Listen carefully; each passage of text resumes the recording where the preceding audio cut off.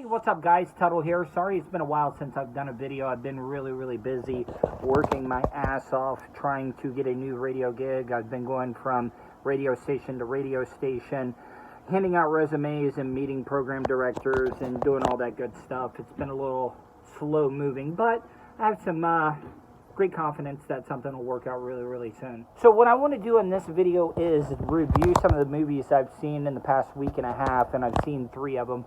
One being 1917, the second one being Just Mercy with Michael B. Jordan and Jamie Foxx, and the third one I saw today, which was Bad Boys for Life, which is the third movie in the installment. The first movie I want to talk about is 1917, and I did a little bit of research, and I've been, trying to find out more about World War I, because a lot of movies are mostly concentrated on Vietnam and World War II, and there are a few World War I movies, but not a lot of them. And 1917 follows the story of World War I. Doesn't follow a lot of factual things. This is, the movie was done by director Sam Mendes. You'll know him from, he won Best Picture for American Beauty with Kevin Spacey, and it was one of my favorite movies of all time, so that's where you know Sam Mendes from. But this story was passed down from, I think, his great-grandfather or grandfather, and it was loosely based. He came up with the characters,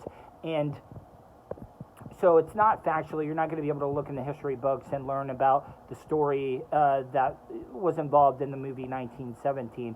But it follows 2 soldiers from the beginning, and they have to get across enemy lines. If you don't know what it is, no man's land was this little patch of land in between the trenches. And World War I was one of the first wars fought with trench warfare, and they would go years without gaining a goddamn inch when it come to that. They would just sit in the trenches, fire out, they would rush through there, but when they usually did rush into no man's land, it was about 80 to 90% casualty rates, because there was no place to hide, and there was craters everywhere, dead bodies. The smell was absolutely horrible, because I've been doing a lot of research on this. So they just sat there. It was the first war that was actually, that used chemical warfare with chlorine and mustard gas, because they couldn't gain anything. They couldn't fire bullets. They could fire, munitions over there and bomb, and they would get a couple of people. That's why they used chemical warfare. But back to the movie, the 2 soldiers had to get across enemy lines and deliver a message to call off an attack, because the Germans had pulled back. And I don't want to go too much into it, but they had to save a battalion of 1,600 soldiers, and they had to get there in 9 hours. But the great thing about this movie that's unique, a lot of movies have done this, and if you want to go and see some of the other movies that have done this, this movie was shot all in one take. And of course it wasn't shot all in one take, because it would have been kind of hard to do a 2-hour movie all in one take, but they would shoot it in 10-minute segments, and they would do that. So there was a lot of rehearsal that went on, but the movie was edited to make it look like it was one complete shot. So the beginning of the movie starts out with 2 soldiers underneath a tree, and from that moment on until the end of the movie, it follows these 2 soldiers. The camera never moves backwards. It moves around 360, and it makes you feel like one of the third person in the group following along, because the camera movements and the way that it was shot, it immerses you into the dialogue and the action. And I've not seen a movie that was this beautifully shot. Some of the camera angles, when you watch this movie, you look closely. I've seen it twice. The first time I enjoyed the story, the action, and the second time that I saw it, I went to go see how they shot these camera angles, just certain things. So pay attention to that. Pay attention. It completely looks like one shot. So I highly recommend this movie. It's going to win Best Picture. Sam Mendes is going to get another Best Picture Oscar. So please go see 1917. I think you'll enjoy it a lot.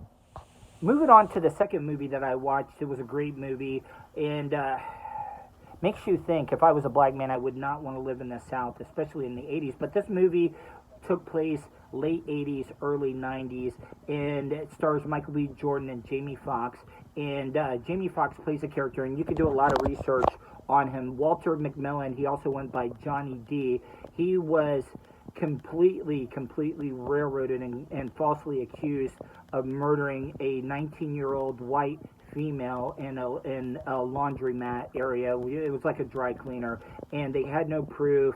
The witnesses were coerced, and he was actually thrown in death row before he even went to trial, and he got such a raw deal. And if you look at it, the sheriff that actually arrested him and wrongfully accused him is actually still in power in Alabama. And Michael B. Jordan, he is going to be an up-and-coming actor. You know him from the Creed movies. He was also a young actor in Friday Night Lights. And he's doing a lot of great roles, and I expect big things from him. He's already done a lot of great stuff, but I expect him to get even bigger roles as his career progresses on. But Jamie Foxx played, once again, another great character. Jamie Foxx, you know, starting out on In Living Color, has turned out to be a great dramatic actor. He can still do comedy, but this movie you're definitely going to want to see. It's not a lot of action. It's a little slow moving, but it just shows you, even in the early 90s, that, you know, the poor and condemned in the South still cannot get a fair trial. And, you know, if somebody says you're guilty and you get railroaded and they want to pin it on you, they'll find the witnesses and make up evidence to wrongfully accuse you, and you're going to spend all this time. And in the movie, they also go over a couple of other cases and trials where black men were wrongfully accused, and they eventually got out. I think one of them had spent 30 years on 30 years life in prison, and a little bit of it being on death row as well too. So I definitely suggest go and see Just Mercy. Michael B. Jordan and Jamie Foxx killed it, and it's not going to get a lot of awards. It kind of came out too late, but I think you guys will highly enjoy it. It's a great story. Not a lot of action. It's a little slow moving, but give it some time. It's a slow burn, so go out and see it. And the final movie that I saw, which was today, was Bad Boys for Life, which is the third installment in the Bad Boys franchise, starring Will Smith and Martin Lawrence. And if you like the first two movies in the franchise, you will definitely like this movie. Bad Boys for Life is on par or even better than the first two movies. I still think the first one is the best because it set the stage and the tone for the whole franchise. But this movie was a perfect mixture of action and comedy, just like the other ones, without being cheesy. It was great. It was awesome. Had a lot of twists and turns. There were some callbacks to the previous two movies. A lot of the characters from the first two movies were in it. One of my favorite actors from The Sopranos, Joe Pantoliano, had a chance to meet him one time. He came in on the Phillips File at Real Radio 104.1, one of the greatest interviews that I've ever heard on the radio. But Joey Pants, it was great to see him reprise his role as the police chief. But I think this is good. I will give you, I'm not going to ruin the movie, but they kind of left it open for the franchise to continue. I think maybe with some new casted characters, but when you see it, email me, tuddle@gmail.com. I want to hear your thoughts if you think that the movie can actually go farther than this third movie, because I think that it can, the way that the movie left off.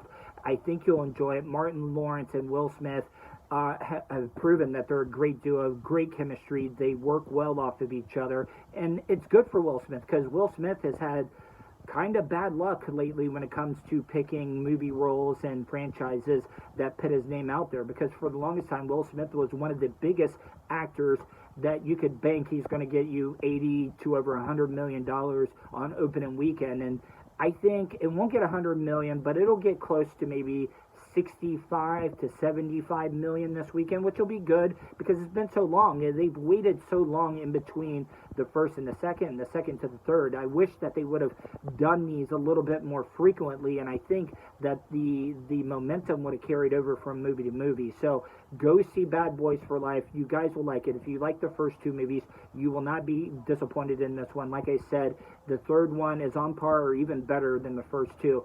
Thank you guys for listening. Please subscribe and share my channel. Help please spread the word. I'm trying to get monetized. I still need about 700 hours worth of viewing time. I've already got over my 1,000 subscribers, so please help me out. Help share and spread the word about my YouTube channel, because I'm not on the radio right now at the moment. I hope to be soon, so I don't have a way to promote it, and it's kind of like a grassroots thing. Thanks to you guys that support me. I really appreciate it. Follow me on Twitter, @Tuddle. Follow me on Facebook, Tuddle. On Instagram, Tuddle, and you can email me, Tuddle, TUDDLE @gmail.com. Thank you guys for supporting me as always, and I'll see you soon.